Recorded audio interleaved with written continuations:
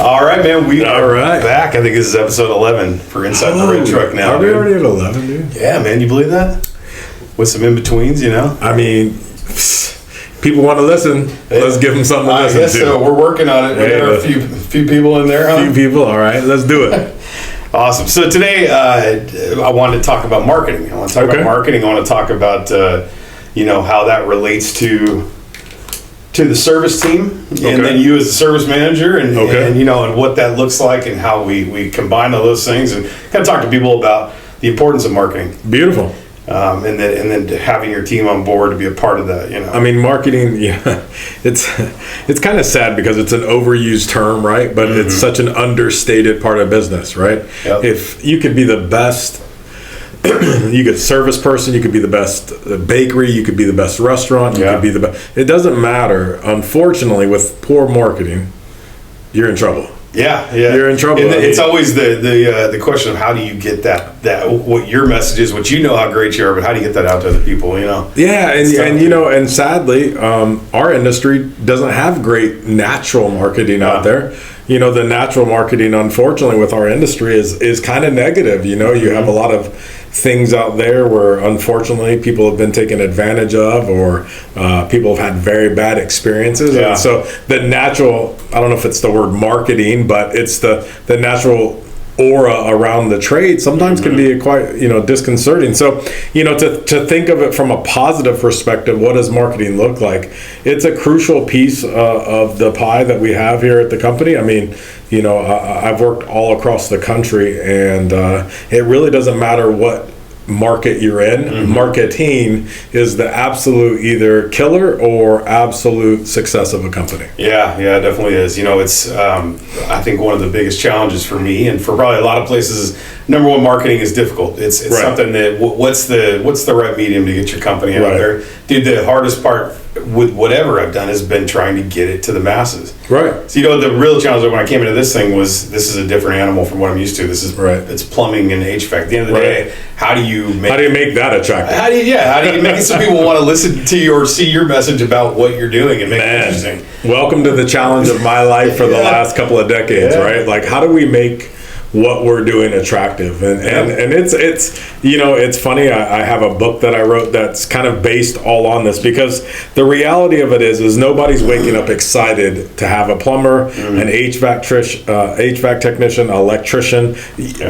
Take the trade name out of it, just nobody's excited. The only one that I would say maybe they get a little excited about is solar, only because they just had a summer of $700 bills. So they're excited to see the solar guy come out and finally get that solar installed. That's big savings for, they know for their pocket that's going to help. Yeah, past that, nobody's excited to see a tradesman come into their home. It probably means there's been a problem. It probably means they've already got some out-of-pocket expense. It probably means that for a while they haven't been comfortable in their home, if it's the HVAC side. If it's the plumbing side, it's an age wear and tear thing, or it's just an ongoing problem with something going on in their home. And so nobody's excited about it. So we've built our whole process around what do we make that look like from an individual perspective, because we have to have that underlying idea that nobody's excited, nobody wants it. Even if they make a purchase, most of it's out of sight, out of mind. It's not anything that anybody's excited about. I was actually at a lady's house the other day, and Redlands is kind of a unique community. You have houses that are pre-1900s, 1800 houses. This one was a little bit older. This one was built in 1903, so it's actually going through its second kind of whole doing a revamp on it. This will be actually the third set of pipes that went in. You're right. Obviously there was probably the original, and then I would say probably around the 50s or 60s, or some new pipe went in, and now we're 60 years past that mark. Now we're doing it again. And do they change? Do you think let's say take it from the 1900? Do they progress and change materials with a lot of that stuff? Is that what it is? The materials have changed. The old materials that we used on a lot of these were more metal materials, so unfortunately there's a natural decay and rot that goes along with anything that's metal, and and metal and water don't mix well together. And so we were talking, and the lady says, "This isn't the pretty shiny red Corvette that I can get excited about." And I said, I understand that. I said, I get that. And she's looking at repiping and redraining her house, both in her case, unfortunately, were both severely needed. She has some tenants in there, and they can't have more than 2 people in the house, or the house is backing up consistently, and they got leaks under the house. So there are multiple things going on. And again, for a house that's 1903, she's done a lot of work to it. But it goes back to what you were saying. It's not the pretty shiny red Corvette. It's not something that's exciting. So how do we make this look attractive? How do we know what our normal marketplace is, and then from there, how do we make it attractive? You know, one of the questions that you had put on our sheet was, how is HVAC different? And I think that's the big difference. Is it's not a luxury good. It's not an item that somebody really wants. I mean, I guess that's kind of here nor there. I mean, that's not true. If you ask my wife right now, my wife would really tell you she would like a whole new bathroom. So there are actually 2 of them. Same thing in my house. Yeah, so actually 2 of them. But I mean, most people don't wake up in the morning and, you know, we're going to go eat somewhere that day. We're going to get gas somewhere that day. If it's a necessity, we might be going to buy a car. But dang it, I didn't want to wake up and spend money on HVAC or plumbing. I can tell you I didn't. So especially when your insurance rates are going up, right? Dude, guys out there in the etherverse, I tell you, I just got hit with what I'm sure a lot of you guys are. I got canceled. Yeah. And then when I tried, since I live in Yucaipa, up right against the base of the mountain, I have a company that shops all the rates and does all that. They're a conglomeration, and couldn't find people to insure us, so then we ended up going with the California. So now I have to have 2 coverages. I have to have my basic, which is it the government one? The California Fair or whatever that's called. So now I have to have one that is everything except for fire, and then I have fire, which really stinks because now even raising my deductibles and everything. I'm still going up by, you know, close to $400 a month, and you know, so $4,800. And what do you do? You're just stuck with it. You don't have a choice. Well, that's what me and my wife were talking about. You know, kind of like people's plumbing issues. Sometimes we wake up to really poor things, and there is no decision. And I guess there is a decision, and the decision is what's the best bang for my buck that I can keep moving forward with. And I think that's, from a marketing perspective, that's where we really kind of find our niche. Here at Redlands. I mean, you've done a great job with that, Mike, that we try to be the difference. And what I mean by that is there's 1,000 plumbers that they could call, handymen, whatever the case might be. Their cousin, their uncle, Bob, that lives in, you know, Arizona, that's coming over next weekend. There's 1,000 people they could call. But the reality of it is there's very few people that actually know code, know exactly what has to be done to put it in safely, and I guess that's the marketing thing is, you know, doing it. Your home is your biggest investment. You know, I don't know many people that have investments bigger than their home. Especially here in California with the housing prices. Your home is your biggest investment. So finding that way to talk to a client from a marketing perspective that let us help you protect your biggest investment.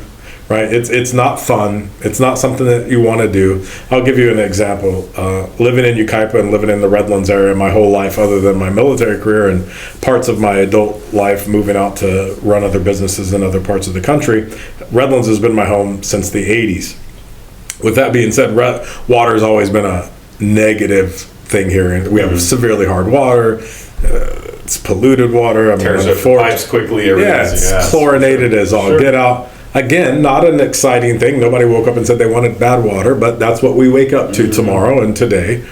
So how do we get that out of there? What do we do? Well, that's where our marketing says, hey, how do we protect your home against something that you can't control? That's an uncontrollable. The same as my house's address is an uncontrollable for me at this point. I bought that house a long time ago before all this fire stuff was going on. Now it's an uncontrollable that I wake up with today. So I have a choice. Unfortunately, my house is still mortgaged, so I have to have insurance. So there is no choice, right? It's pay or, unfortunately, pack and move to another state. You know what's crazy to me is I've run into this not with just plumbing and HVAC companies, but one of the things is there's always guys out there that are offering these giant discounts. It's like, hey, you know, $99, we'll come out and do whatever you want. And, you know, that's obviously not the actual case, but to speak to that, it's kind of this thing where the reputable companies can't realistically do that, right? Because if you're going to come in there and not change the price on them or do some kind of shady things to them, it's like, dude, we have to find a good balance. And I had the problem. Tyler and I talk about this stuff, and it's we don't want to be the discount company, right? I don't want to do that. He doesn't want to do that. We have a long-standing heritage and a history with this 128 years. Yeah, and you don't want to be that guy. But how, competing with those guys is hard because people just see it off the cuff. They look at it and go, "This guy says $99. These ones have told me what the actual real price is, which is probably going to end up being cheaper in the end before you get upsold and everything." Well, it's tough to beat those. That's always been a challenge. No, I get that, and I've had. Trust me, I've sat in rooms like this hundreds of times with GMs and owners and had this conversation. Like, what does that look like? What? And here's the, in their world, and people who are from the marketing world, they'll know that they consider that a loss leader, right? Yeah. And so anybody from the marketing world will understand the concept of loss leader and, hey, we'll give a little bit to get a lot, or whatever the case might be. And that's just not our mentality here at this company. Again, we want to have a fair business model for everybody. And the problem with that, and it kind of takes me back to my grandpa for a second. My grandpa used to always tell me something when I was a kid. My grandfather was he was a mayor of a city. He was mayor, or what city?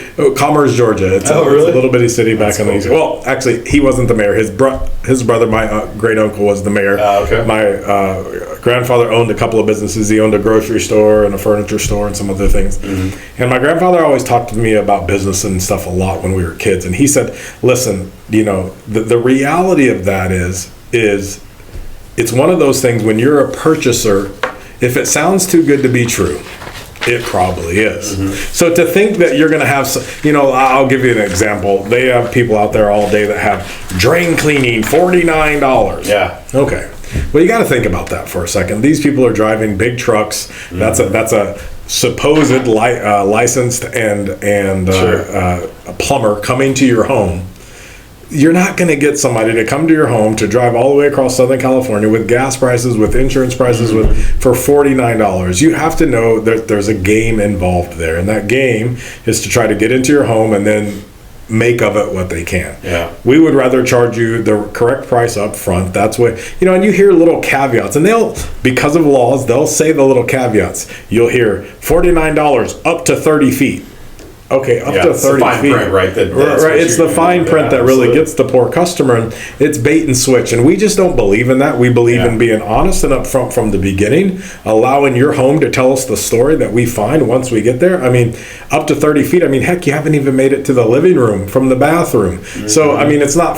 The customer doesn't own that. They're not thinking that. They're not hearing it all the way through. All they're hearing is $49. Sure. We should make that very clear. Like, anybody who's listening to this thing, if it says $49 or if it says something that sounds like, wow, that's too really good to be cheap, true. Yeah. It is. I promise you it is. Well, here's what the common saying that I say to my technicians, and I've said to customers, and I don't mean it to sound rude, I just mean it to be the honest, upfront truth, is that cheap comes at its own cost. Yeah. Right? We all relatively use the same equipment. We all relatively use the same material. Mm-hmm. We all relatively drive the same trucks. We all relatively have the same structure in the business. So at the end of the day, how is one company significantly under what another company's doing? There's a catch to it, right? There's just, right. And it's hard to describe. I mean, at a homeowner, that's not their business to have to worry about that, all that. And I hate the fact that we even have to have these conversations, but it's a real conversation. Yeah. Think about the technicians too, though. If you're sending a guy out with the promise of $49, what do you think that he's going to do? Mindset? Yeah, what's his mindset? Is he going to go out there and do a good job for you, spend the time? No, he's going to walk in there, and the minute he knows you're not looking for anything more than $49, he's out of there. Yeah. It's maybe done right, maybe not. You just don't know, but the chances are probably not. Again, going back to the training that we do here and the process that we've developed, it's evidence-based selling. The reality of it is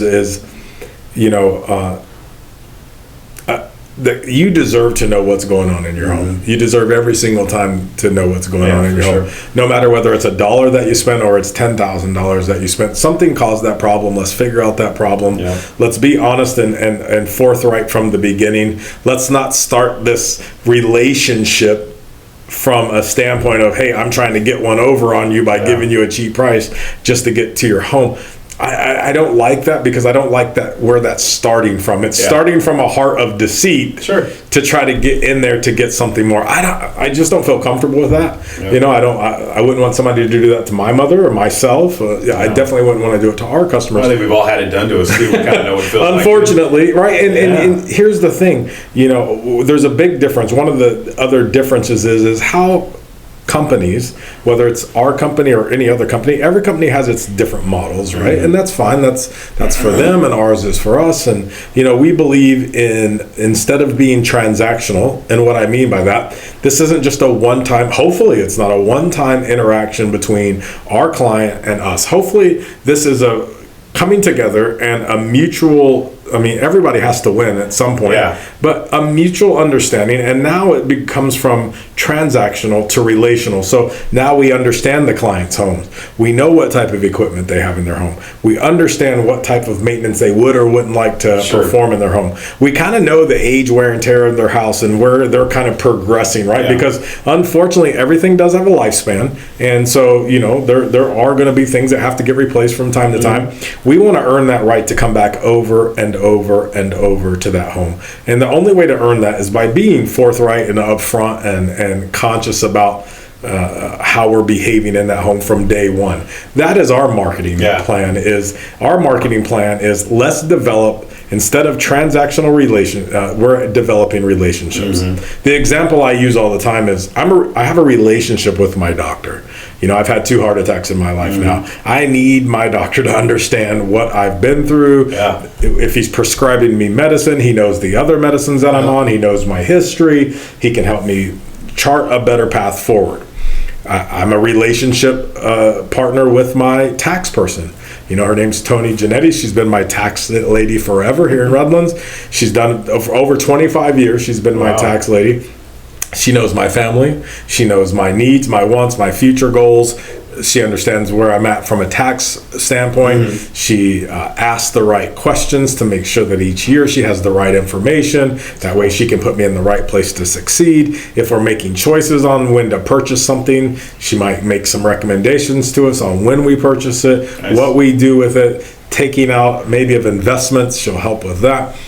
That's the type, and it's weird. I don't think a lot of people really think of their HVAC or plumbing company as something that they really need to have that relationship with. But there's tons of money, unfortunately, that is either going to A, be spent needlessly, or B, spent productively on your biggest investment, your home, based on who you choose to have in your home. And I don't know what's going on. That could be almost like an automobile purchase. What you have, and God forbid, but that's the truth of it. Think about it. We have some larger houses here in Redlands. We have a lot of houses that have 2 to 3 systems on them, sometimes 4 HVAC systems. You're talking bare minimum. That's $40,000 just in HVAC, up to $100,000 depending on what kind of systems they want in their home. That's just the HVAC side of the house. Now let's plumber or water heaters, and you're talking about a huge investment.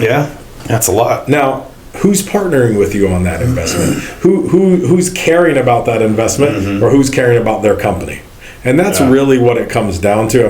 Marketing, one of the things that you do a great job of, Mike, is marketing our new VIP club membership. Huge, and such an important piece of our industry is maintenance. Nobody teaches you maintenance. Nobody teaches you that you have 3 motors and a compressor inside your HVAC system. Super important to have it maintained on a yearly basis. Nobody teaches you that. But that's what that partnership looks like. That's why marketing to those things of how we can be a true partner versus, hey, let us $39 and we'll come to your house. That's not the reality of how we want to do business. Sure. Does that make sense? It does. That VIP thing is it's a fun one to market. It's a challenging one because it's a very small investment that I think helps you. It pays off in the long run. It keeps your system clean. It keeps everything running smoothly. But a challenge I think for myself, and I'm sure other marketing people do this, finding a way to convince people, hey, this is important to sign up with, right? Why do you do it? So one of the things that you and I kind of work together on is you have the voice of the techs, and then I am controlling the marketing ship on this thing and bringing those two things together. And I think one of the things that would be I think we work on, but it's something that's always going to be in development with me and you, is figuring out how to have those techs help us get those sold, right? And that's a big part of doing that, because they're in front of the customer. Definitely. And they can actually explain and show the value in this, Yeah. And it's a tough one for me to get out there to figure out how to sell that. It's understandable. I mean, look, in today's economy, who wants to spend any money? Yeah. Right? I mean, that's... Especially just another monthly charge, right? I tell you, me and my wife were just having this conversation this weekend, and just being frustrated with California as a whole. The cost of everything that we're around us is just absolutely out of whack. Not according to the higher ups. No, it's everything's great. But look, regardless of who's in power, unfortunately, costs aren't going anywhere but up. Yeah. So how do you keep your stuff in good shape? Yeah. That's the reality. I mean, everybody says to me, man, Marshall, I really want this water heater better last. I don't care what water heater you put in your home.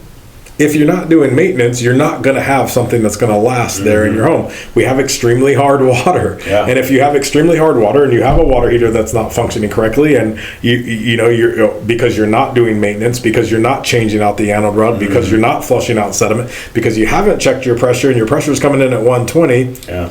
All those things are so small, but unfortunately, we kind of talked about this on another podcast that, unfortunately, nobody teaches us when we buy this biggest investment of our life, our home, nobody teaches us all the things that need to go in with it. My dad never took me and said, son, this is your water heater, and your water heater needs to be flushed yearly. And guess what? Nobody ever did that. Well, all these little things that are very small can lead to massive problems. Well, and it's like oil in your car, right? It's just liquid. But if that goes bad or is gone, you are done. Well, and that's the reality to this. Most of our relationships are unfortunately, and I definitely want to use that word, unfortunately developed post disaster in our home. Yeah. Because they've been through something so bad. Yep. It's kind of like my heart attack, right? I didn't take a lot of things in my life serious until something catastrophic happens. And then obviously it changes the perception of the world around you. Yeah. Unfortunately, in the home, it's kind of the same horrible, because it stinks that's what really has to be that catalyst for change is catastrophe. But it is. It's just, unfortunately, that's human nature. That's how we believe. That's how we react. I mean, we're very reactive, not proactive. And what a horrible way to be with our life is that we're always in this reactive state instead of being proactive. That's just where we tend to find ourselves as humans, right? Whether it's in our faith walk, whether it's in our health walk, whether it's in our HVAC and plumbing, all of our walks, unfortunately, are usually reactive, and that's what we find a lot. And in our maintenance and not just in our maintenance, but even in our marketing here, we try to be that company to give you the good information up front. That's why we just had a podcast on indoor air quality. Yeah. And I mean this with all my heart when I say this. Obviously we want to earn our clients' business and anybody listening to the podcast, but I would urge you, whether it's us or any of our competitors or wherever you're listening to this from, if you have dirt and dust problems in your home, if you have pets in your home, get yourself upgraded indoor air quality. Yeah. Get your system protected, get yourself protected. That's the beautiful thing that I love about this company is, we really do, there's this marketing saying, and I don't know if you've heard it, maybe you probably have, the WIFM statement, right? Is WIIFM. What's in it for me? Mm-hmm. Americans especially, we're very selfish people. Used to that. Yeah. We want to know what's in it for me. Sure. What's the WIFM statement? And, I think that's what we as a company really want to make sure in our marketing processes that's what we're doing. What's in it for the customer? How is this going to benefit them? That's why we went so deep on the indoor air quality, because we want to make sure they understand the whys, the wheres, the whats, the whens, the hows, because if they don't understand that, they'll never get there. And that's one of the basics that start where everything starts, like a baseline, right? Oh my goodness, that's what can lead into things. If you don't take care of that first, then it leads into other problems. Well, and that's the thing. HVAC has gotten so expensive. Yeah, oh yeah. And this year is a large jump. Anybody that's out there, we're going to be doing marketing coming up over these next couple of weeks regarding the changeover from R410A to R454B. Unfortunately, now we're not going to be able to mix. it's a big investment for people. Prices are going up, and I want to be very clear. Whether it's us or any of our competitors, there's nothing we can do about that. That is out of our hands. That is a new state and federal move in that direction. We have no way around that. Sure. So just know that, and it's coming that direction. Unfortunately, the reality of that is again, maintenance is going to become very important. Yeah. If you've bought a system in the last 3 to 5 years, you definitely want to kick that bucket down that road as far as you can. I know for myself, me and my wife were talking about that. I said, our system's 6 years old right now. We have a package unit on the roof, 6 years old. Mm-hmm. And my wife's like, well, what should we do? And I'm like, we're going to ride this son of a gun until the wheels fall off. And, I got 10 years until I'm retiring. 9.5 now. That's crazy. 9.5 years until I'm retiring. I'm retiring at 60. Is that what the plan is? 60? That is the plan. I'm out. Are you going to move? If the answer is I don't know about that. I just became a godfather. I am now a Nino, and my wife is a Nina to our beautiful new little Addie. And I have another beautiful niece that was just born, Itzel. And nice. So that's our party. Like we want. Ultimately, I'd love to say, we want to pick up and leave. But then you have the attachments here in town. It's hard to go. It's gotten even worse, man. I've developed a big church community that I'm now part of, and leading some Bible studies, and really just enjoying the community I have around me. Would I like to leave California because of all the things that we've listed prior to this conversation? Absolutely. Talk to me about that. Tell me about you. For those who don't know, Marshall hosts a Bible study on Mondays. Yeah, so I think that's really cool, dude. And I kind of talk to me about how you led into that. What brought you to that? Well, I tell you, when I was. I don't want to get teary-eyed here, but go ahead. It's all right. Listen, I'm not embarrassed of it. I'll be the first to tell you that. In August last year, I was in the best shape of my life. Man, I was living the dream, man. Mm-hmm. Lowest weight I had been since I was like 16. Mm-hmm. Weighing, I think I was like 173 pounds. Yep. Just in the gym all day, every day, just killing it, man, and enjoying it. And if you would have asked me on August 30th what kind of shape I was in, I would have told you I'm a beast and I'm in the best shape of my life. And then I had a heart attack. Mm-hmm. I had one heart attack, and I didn't know I was having a heart attack. I thought I was having back pain. Ended up in the hospital. Thought I was going home. They shot me up with a muscle relaxer and a pain reliever, and I was feeling great. Mm-hmm. And then God does some amazing things, and I had this doctor come up to me, and she's tiny, little lady, and she goes, "Are you Marshall?" And I go, "Yes, ma'am." And she says, "Hey, Marshall, I don't like this little bitty line on your EKG." And I'm like, "Yeah, I don't even know why they took an EKG. I didn't say anything about my heart." And she's like, I don't know, but they did." And I like, "Oh, no, I know." And she goes, "Well, I don't like that." And I go, "Okay." Well, I said, "I'm feeling great." I said, I just gave them, like, they come up to the end, they want your card because they want your deductible. Sure. We were just waiting on my card to come back from. Oh, you were done. I was done. I was leaving. No way, dude. And she said, "Marshall, I just really don't like that little line right there." And I go, "Well, I'm feeling fine." Mm-hmm. And so then she said, "Well, hey, have you ever had an EKG in Redlands before?" And I said, "Yeah." And she goes, "Okay." She's like, "Well, listen, I'm going to go look at that, and if this is what your normal looks like, then we'll send you home. If not, we'll send you for blood work." And so about 15 minutes later, all of a sudden, this lady comes up to me with a wheelchair, and I was walking perfectly fine. I don't know. So she goes, "Mr. Mathis?" And I go, "Yes, ma'am." She goes, we need to take you for blood work." So they take me. This is Redlands ER. You kind of go back around the back, and there's a little area back there where they do blood work. And so I went back there, and lady takes, and I'm joking with these ladies. I'm like, "Oh man, here's Dracula." Yeah, I'm just giving them a hard time. Yeah. Just being Marshall, loud. You dude? Loud and out of control. And like I said, man, I was feeling good, man. They shot me with a pain reliever and a muscle relaxer. I was feeling the best I'd felt in like 2 days, right? And my wife was ready to go home.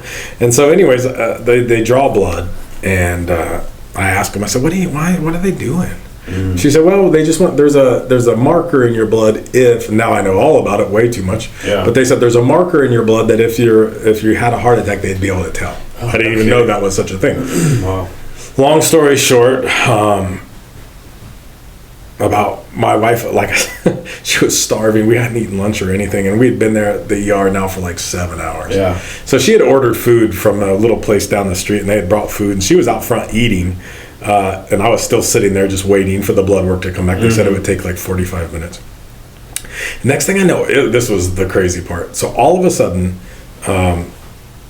this lady comes running towards me with a gurney. Now she's pushing a gurney, and they literally, her and this other guy, I guess I don't know, they put me on this bed, and they lean me back, and they tell me to open my mouth, and they put I think she said like 7 or something aspirin, and I had to chew them and swallow them, and long story short, I was in the middle of having a heart attack, and then then on the way to St. Bernardine's, which is the hospital over in San Bernardino, they were going to do a stent. Is that old one that's a white? It's like older. Yeah, I know. Okay, I know exactly. Great hospital, man. God bless those people. Some amazing doctors and nurses. On the way there in the ambulance, I went full STEMI. I had another heart attack in the ambulance. Holy shit! Thank God you didn't go home. Well, if I would have went home that night, I would not be here today. Crazy. And honestly, from that day, and I've saw multiple doctors since then. I've had 2 heart surgeries since then. And every doctor that I've seen has said the same thing, that you shouldn't be here. Wow. And so, Did that change your perspective on what's important? On everything, man. Not just what's important, but why are we here in the first place? Yeah. And I'm just, and I know there's non-believers out there and believers, and I will tell you that in that moment,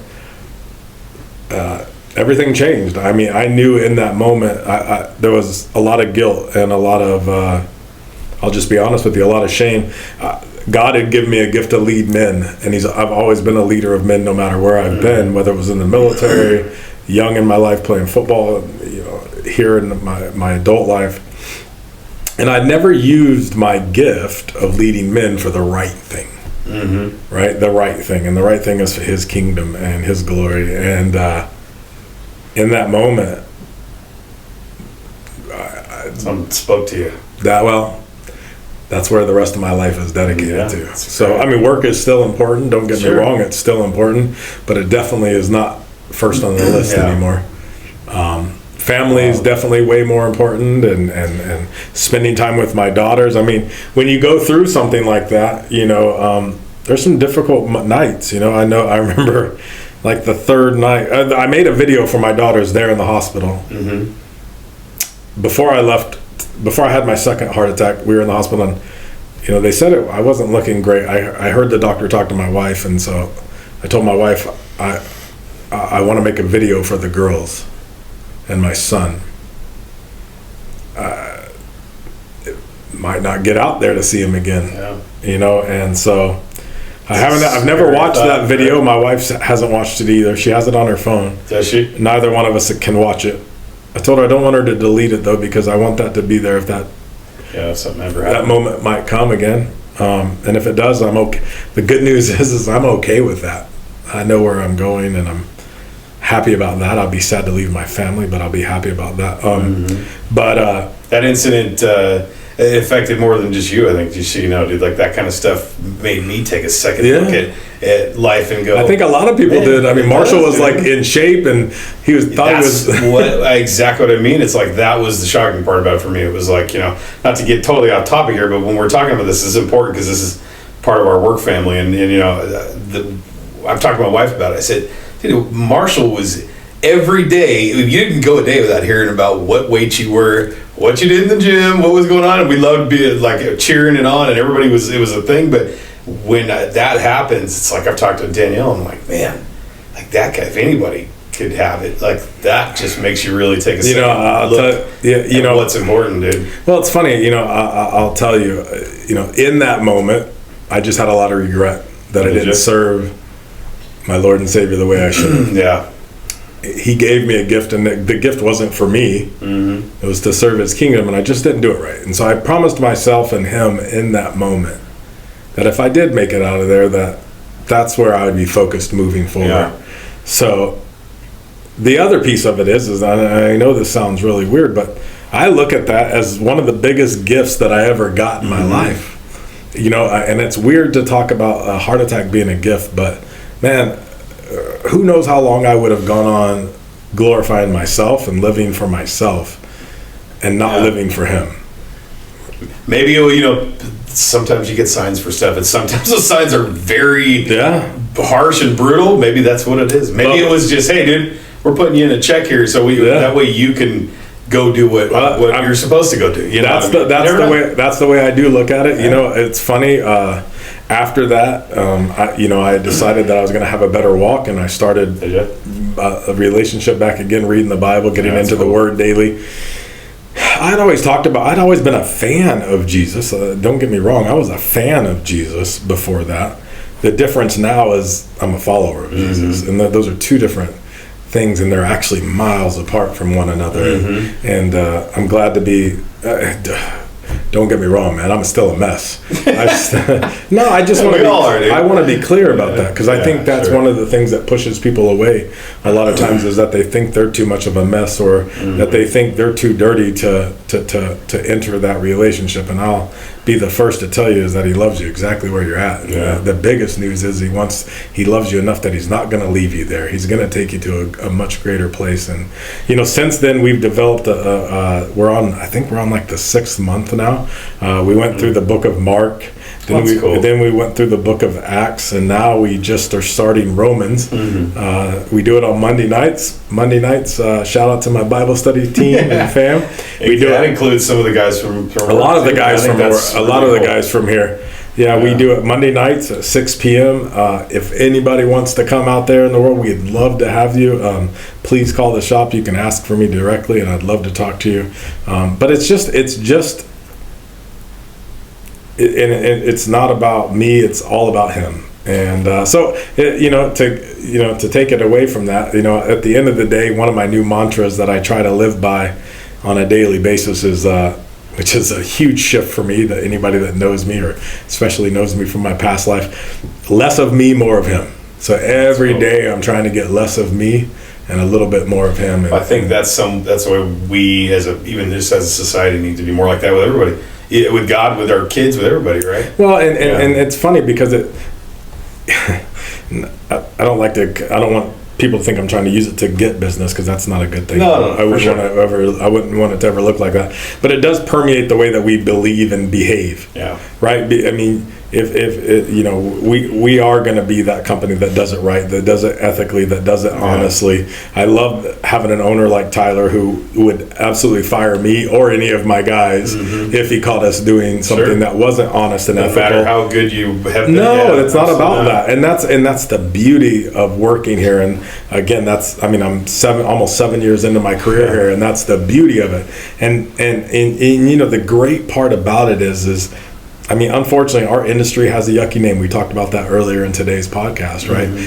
There's been a lot of unfortunate things that have happened in the plumbing world all around the United States that people hear about all the time. They see it on Dateline and all these kinds of things. And that's the beauty about working here, is I don't have to challenge my morals and my ethics to work here. In fact, I get to embrace them, and I get to live them out on a daily basis. And, that poor homeowner, whoever's calling us today, it's not a good day. Yeah. We know that. We get that. I was just at a home about 4 hours ago now. It's a manufactured home. Unfortunately, it has Quest piping. They've had multiple leaks under the house. That gentleman needs somebody to do what we did, which is we're making some repairs today, because today's not the day for that ultimate fix. But he needs to understand what that ultimate fix does look like, because he's going to continue. As I was walking into the house, I felt some really, I don't know if you've ever been in a manufactured home where they got some soft spots. Where they've had water damage and things like that. And they have a couple of those. And I said, look, I don't want to be the guy that leaves you there. The problem with manufactured homes, they have the water coming from underneath, and then they have that insulation layer. And when they do have leaks, that insulation layer acts as a sponge soaks up all that water, and now you got some big time problems. Yeah. And so unfortunately, it's hard to convince people of that stuff, and obviously it's not always doable. But the gentleman has a disaster waiting to happen. Yeah, and I just don't want to be that guy that leaves them there. Yeah. And that disaster happens, and it could have been avoided. Now, one of the biggest things that we always say is, listen, whatever you do with the information whether it's a marketing, video that we make, and it's all about indoor air quality. I mean, like I said before, we'd love to earn your business, but if it's not us, at least we want to transfer some of that information and that education to our clients, because I wish that everybody got a class when they bought a house. It should be like, there should be a mandatory class. There should. That hey, you're a new homeowner, here's our new homeowner class. In fact, we should start that, Mike. New homeowners orientation. What does that look like? Idea. What does that look like, right? Not that they have to partner with us, but what does that really look like? I mean, what does it look like from an HVAC perspective? What does it look like from an electrical perspective? What does it look like, from a plumbing perspective? What does that look like? And what's on the horizon for them, because nobody ever plans for this. There's not a day that you're going to wake up and go, yep, today I have $3,000 for that new water heater and I want to spend it. That day's not coming. No. But how do I make a plan for that? Yeah. How do I make a plan for that? We kind of went a little bit differently, but it kind of goes into a lot of what we were talking about earlier. You were talking about, how do we get the team on board with marketing? And what do you do that marketing is my department, but it is also relates completely to what you do. How do you work with the guys and kind of make that something that's forefront to them to say, especially because of the way their pay works and the way that this industry works, it doesn't work without them being a part of it, right? I mean, it really has to be an integral part of this. There's a gentleman that I met early on in my plumbing career. His name's Anthony Mitchell. If you're out there, Anthony, what's up, buddy? Shout out to Anthony. Shout out to Anthony, man. I don't know what that boy's doing. He's crazy. But anyways, he was a good old dude. And one of the things that he really said, and I was just learning at that point, but one of the things that he said that I really loved, and I loved his behavior that kind of stood behind it, and I'll explain what I mean. One of the things that he would say to a homeowner is, hey, thank you for allowing me to be in your home, and today I want to earn that right to become your plumber for life. That's cool. And then I think it wouldn't be cool if that was just words, and he didn't have action that supported those words. But the beautiful part about it was that he actually had the actions that supported those words. He was living it out. Right, he was living it out. And you can't find that everywhere, right? And that's really what we tried, and when I saw that, and for the rest of my career, that's something Anthony doesn't even know what an impact he had on me, but that's an impact that he had on me. I said, man, what a beautiful way to be. Like, I need to earn that right to get back in here. And as I've been developing training from that day forward, that's part of what I'm thinking about, right? How am I earning that right to become this customer's plumber or HVAC technician for life? What can we do? That doesn't mean that everything's going to get fixed on day one. That doesn't mean that, every call is going to be the world's greatest call. What it means is that we're going back to what we said before, we're making that partnership. This becomes a relationship where I understand you, I understand your home, I understand what type of system you have, I understand your do's and don'ts. Like, right, everybody's different types of buyers. I'm sure if you stack 8 guys in this room, we're probably going to have 4 to 5 different buying methodologies. Amongst those 8 guys, right? Some are, hey, I'm riding this thing until the wheels fall off. Others are going to say, hey, man, I like to have good equipment. I'd rather replace it before it failed. So everybody's got their own priorities. Somebody's always looking. My brother, I'll use my brother. My brother's always looking for the discount, right? That he's a discount guy, right? Everybody's got their buying methodology. But what I would say is how do we understand that and what that looks like in our relationship with you, right? And I love that, because now if I look at my board on any given day, I'm going to see multiple calls that say requested Sergio, requested Noah, requested Richard. I love that when I see names specifically called out, whether it's reviews or anything. And really that tells you they're making an impact. That tells me that self-marketing is working.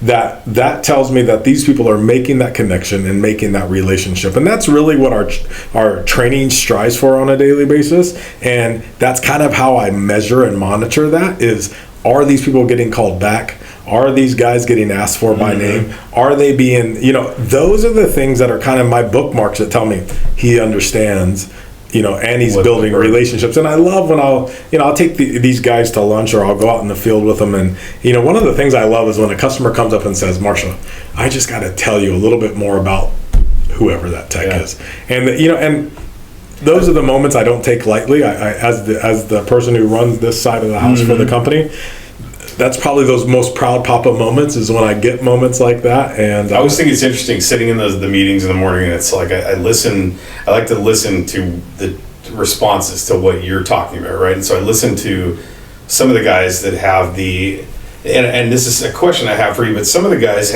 you can tell they just have it figured out, right? So when you talk about what you're going to do when you walk in that home, and the steps you're going to take, and the right things to say from your heart that actually you're living out, versus I listen to some of the guys that maybe haven't quite figured it out, or they're just maybe not that kind of person. What do you think sets that apart? What's the difference between the guy who really knows that you got to work all these parts of it and bring the whole thing together, including marketing, and you have to be a part of that, versus the guy who's like, I just need to come in and get this done and get out of here for my $195 or whatever it is. Well, I'll tell you, the second guy that you were mentioning usually isn't going to be on the team long. Mm-hmm. I mean, the reality of it is this industry is full of those guys. Yeah. And other companies are full of those guys. And I'm not trying to talk bad about other people or other companies. That's not what I'm doing. But it's just a different... We can't say as a company that we're the difference if we don't have guys that don't behave different. True. That makes sense? I mean, So what we're looking for... They have to really be that person, right? They have to want that, right? It's a want. I just hired a new apprentice the other day, and it was funny. Myself, Dan, and Wes, all three interviewed him, and all three of us were, within 5 minutes of starting that interview, we knew we had to find a home for this kid, right? I mean, he's a youngster, but amazing personality, amazing communication. The want is there, right? The want for a career, the want to serve, the want to be a guy who professionalism. I mean, those are all things that's the hardest part, Mike, is finding that want in everybody. Right? There's a lot of guys you can't teach, right? No, that's the thing. Those people are rare, and those are the ones you can't teach that to. And it makes hiring difficult. Yeah. I mean, it just honestly, man, I mean, it really does make our job a little bit harder.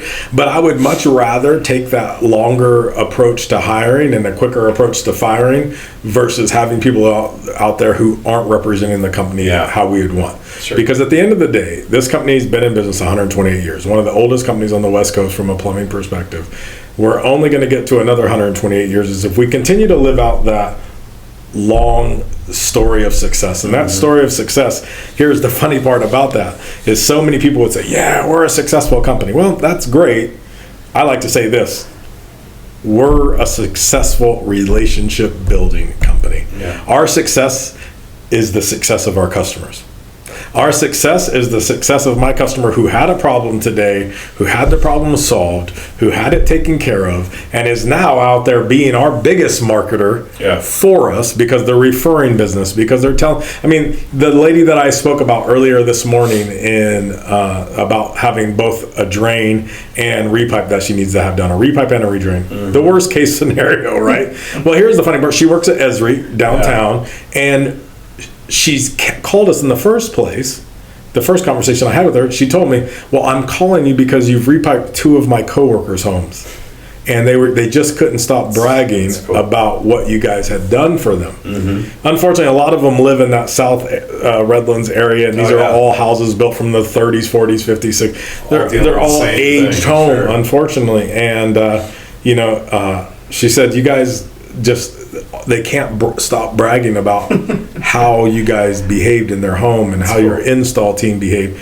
That's the ticket right there, Mike. I mean, I'd like to make it sound like it's some grandiose thing that Marshall did. It's not, right? I'm just I mean, if I'm anything, I think I'm just the sounding board for these guys to be able to talk through how do I serve my clients better. Because you got to send them out and just hope that they do. Hope that it goes the way that you. Well, here's the reality, bud. The younger the technicians are getting, unfortunately, the less communication skills they're coming in with, because communication's a lost start. They're great digitally. They can do anything on the iPad that I need them to do. But looking somebody eye to eye and be able to talk to them through a problem that they're having and educate a client, it's not as easy as a task as these. I mean, they would say, could we do it over Instagram? No. This, and so it's for old hats like me, it's become a little bit more of a challenge, because that's not what they do anymore. And we do a lot of things here. Most of our training here is, how do we help educate our client? And I think a lot of people wonder, man, what are they training about all day? Well, it's difficult. I mean, if I went to any of our clients' jobs today and they said, sit down at the desk and get to work, I'd get that person fired, right? Because I would have zero. Well, we understand that when we come to your home, you have zero idea about what we're doing, why we're doing it, root cause analysis. They have trust. And we have to be able to relay that information back to a client in an understandable message that they can make a good buying decision, and they can decide. Usually we're going to give them options, and do they want to band-aid it today? Do they want to fix it? Do they want to protect moving forward? Whatever that looks like, how am I going to do that? Well, these young kids have to learn, how do you put that together? What does that look like? Unfortunately, that's not something they teach you in high school. It's not something they teach you, even for the few guys that went to college in our group, they don't teach you that in college. So it's putting together a really good process to allow that customer to make a good buying decision, a good educated decision, and then we make it a little bit even more difficult, because in our company, our guys are not allowed to pitch anything to our clients unless they have the evidence to support that. So now they need to be able to show the client that evidence, educate that client to what that evidence means and why it's there in the first place. How is that affecting today and future in the home? And then what can we do about it? Right? And so there's a lot of steps that I don't think a lot of people really think. I say it kind of jokingly here in the shop, but we are the doctors of the HVAC and plumbing world. If I go to the doctor today, I don't want him to just throw a whole bunch of Band-Aids and Advil at me. Hey, figure out what's going on. Why am I feeling the way I'm feeling? Get to the root cause of the problem. Really, it's the same thing here, man. We can't just throw a new capacitor on. Well, capacitors aren't made to fail. Something caused that thing to fail. We got to figure that out and then educate the client through that. Same thing, and it's never easy. I tell you, I've been doing this for a long time now. I love what I do, because the reality of it is when I can teach young men and women to become better communicators, it not only helps them in their work life, it helps them in their personal life, in their professional life. I love to see the guys who are figuring it out, and then to watch them succeed and do things like, hey, I got a new motorcycle, or I got this, to watch that happen for him. I think it's so cool, man. I was talking to Noah the other day, and he was talking about, so Danny just got this new bike, and he says, I got two, I went this, and he goes, things are going so well, and then I had Jorge come up and tell me how great things are. I love to see the steps as these guys climb that ladder to really make it. And that's when I get my blessings, honestly, bud, cool. Is when I get a text or a picture from one of my guys and said, hey, man, thank you for helping me get to this place in my career. It's hard work, man. These guys work their tail off, man. They're digging holes that are 6 feet deep. They're up in attic spaces. They're under houses with snakes and spiders and all kinds of craziness. But it's a career, and it's a career that something that takes a lot of time to build. It does. It's like I've noticed everything with this type of business, and I think it kind of, especially with this one though, even with marketing, it's like everything is a long-term project, right? So I had this. I thought it was actually kind of cool. So we work with the city of Ukaipa. A lot of the girls from there. One of them reached out to me and says, "Hey, we are trying to, you guys are involved with us in all the events that we do. And so it's like we know you've tested it out by being committed to us for a year last year, and you did all the events that we do. We've heard from you the success, because we looked at our numbers and there was definite increase in Ukaipa. There was, and so it showed that it made a difference. But I thought it was cool to see her ask. She'd called and said, "Hey, can you send me over like a quote that says what your experience has been, what how is it working with the city of Ukaipa, and is it worth it? Because we want to be able to quote that, send that to people that we want to work with." Right. So I said, "Yeah, sure." So we did. So I was writing this thing, and I was thinking, the difficult part for a lot of companies is they want to put, let's say it's $5,000 to go do an event, right? They're going to go, "Where's my return right away?" the marketing end of this thing, and along with I think all the pieces of this puzzle, it's a long-term investment. It's something that you have to be ready to ride that ship for a long time and put the time and the effort into it. Do it correctly. Get your message out right.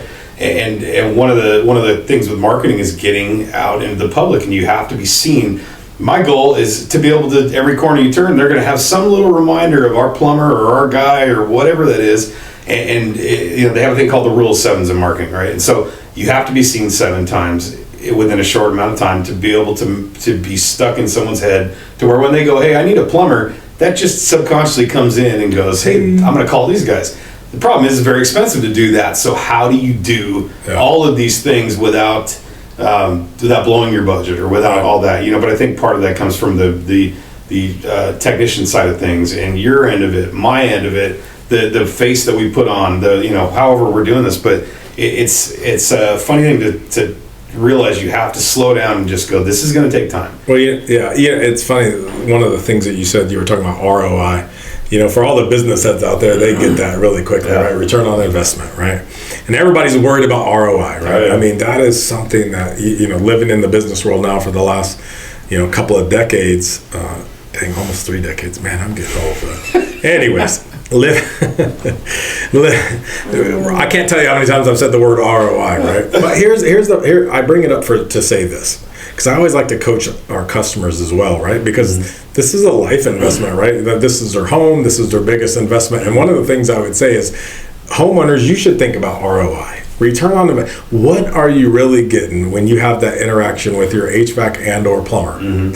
Because it should be a ROI. It should be a return on investment for that homeowner, right? Yep. They should be able to know exactly what they're getting, why they're getting it, what it's doing for them, what's the WIFM statement, how is it going to actually return some money on their investment, how are they going to be able to move forward in a better way post whatever this event is. Yeah. And I think that's such a crucial part of success for a homeowner, is partnering with a company, no matter, hopefully it's us, but even if it's not, finding that company that puts you in that best place where you feel that it's not a win for them and a loss for you, that it's actually both of you guys together partnering for the long term. How are we looking on time? We're getting there. We're getting to the end, man. We can kind of wrap it up. Well, I wanted to, just so anybody who's watching this thing, whether you are a customer or whatever, but especially like marketing professionals, right? So I want to talk, there's a couple of key points that I had thought about, and I wanted to kind of say these things. If you are marketing your company, marketing is just not ads. It's not just about throwing an ad out there. What it really is it's packaging together a campaign that says, we're going to hit all these different multiple platforms. Your branding has to be consistent. Reputation has to be there, because if you don't have the reputation, all the ads you do in the world doesn't matter, because if you get a little bit of bad name out there, it spreads like wildfire, right? Community involvement, the events that you do, we do a lot of events. We just did Run Through Redlands last weekend. Car show. Yeah, we did the car show, and then we did the Truck of Palooza this weekend in Riverside. And we just created this new. Anybody who goes out to our events, come check us out. We have a 10x20 booth that we have the truck in there. We have our literature booth where we give away some stuff, and then the other one is dedicated. It's all kids, dude. And it's all kids owned. So we have kids' toys, we have plumbing tools where they build their own plumbing system. Dude, it was great this weekend. That's awesome. Our booth was stacked, and it was cool, not just because we want to get people in the booth, but we got to hang out. These kids got to just play all day, man. The parents those are the future plumbers of America. They are. Well, dude, you know what's great is I had so many parents come to me, and they were like, dude, this is awesome. I can just hang out for a little bit. My kids can go play. They're in this area. I don't have to worry, and I can just relax. And it was very cool to see that happen, The second part is, in this industry, your service managers like Marshall are key to getting your team to bring it all together and engage with your marketing department and to do the things that need to be done. If you don't mind, can I add that right there, Mike? Please. Because I think I don't want to miss this, because it's huge. I think that you're 100% correct that the service manager plays a huge role in getting the techs involved.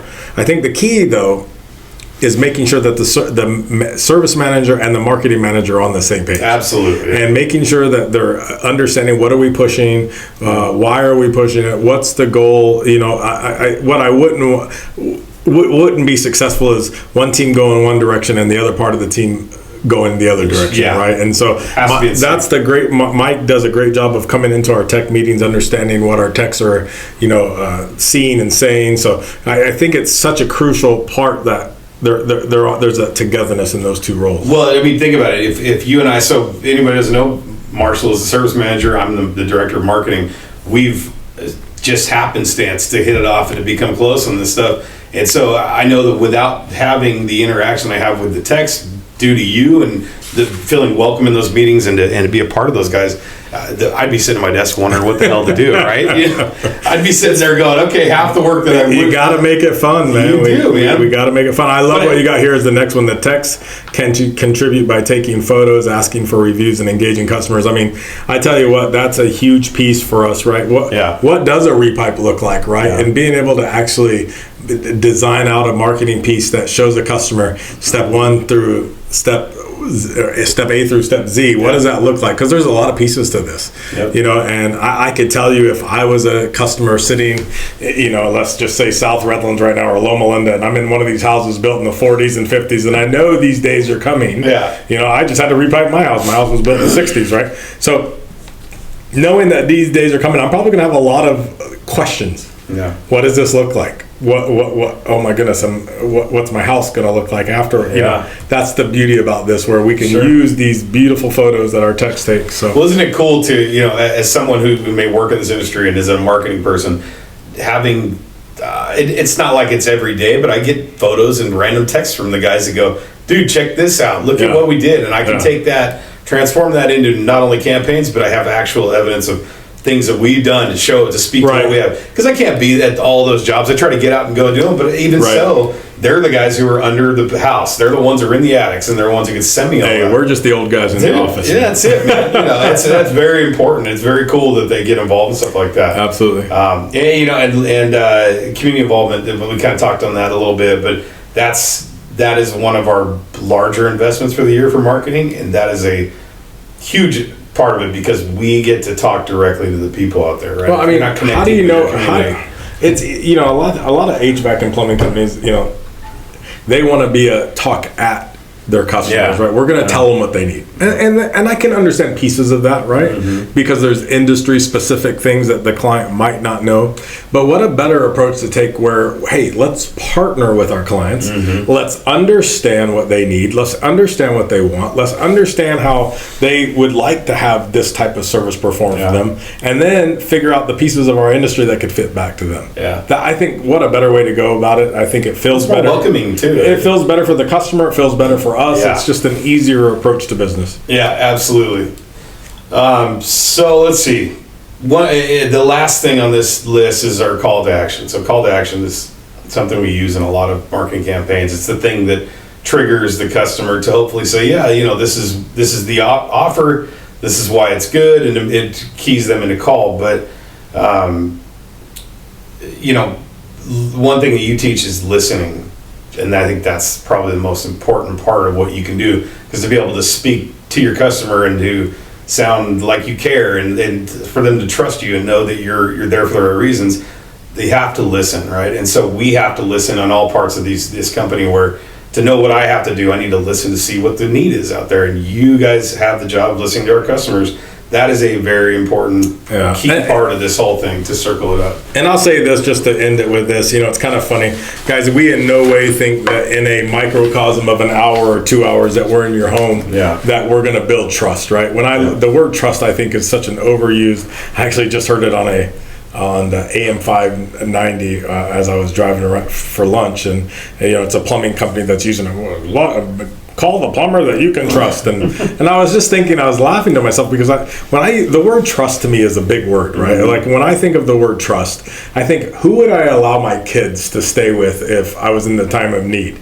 Who would I allow to have keys to my house, my inner sanctum? Who would I allow to have that?